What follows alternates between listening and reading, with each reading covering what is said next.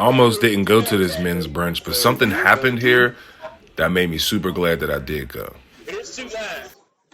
The men's power brunch is held once a quarter at Texas de Brazil in downtown Pittsburgh. So, of course, the environment is lovely. The food is amazing. There are men from all walks of life, from young to old, businessmen, guys who aren't working, just men on all levels, right?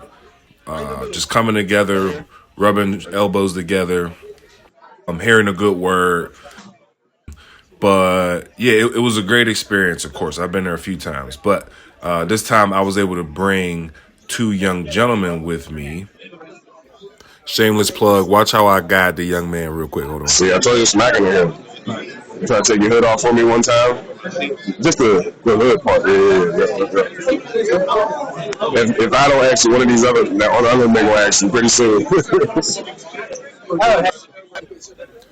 Anyway, the thing that really caught my attention at this men's power brunch was not the networking, not the amazing food, the pancakes and the chicken, the bacon wrapped chicken and the steak and all those wonderful things. That was all great. That was wonderful. But the thing that was really fulfilling for me, honestly, was being able to bring these two young gentlemen and have them experience this for the first time. Here's some context. So Gary White is the guy who actually runs the men's power brunch. This is him here in the blazer with the big smile. Awesome guy doing a ton of great things in the city of Pittsburgh. He wanted to sponsor students who I work with to come to the men's power brunch. Eventually, we're going to work something out to where we can celebrate the students with some kind of award at the power brunch and be celebrated by the men. But anyway, I digress. The thing that blew me away was that I thought that this would be like maybe a 5 or 6 out of 10 for the young men. Because it's kind of early on a Saturday morning. You got to sit there with all these old guys and yada, yada, yada.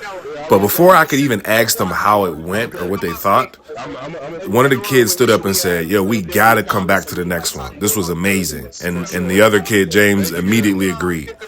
And that really, for some reason, warmed me up.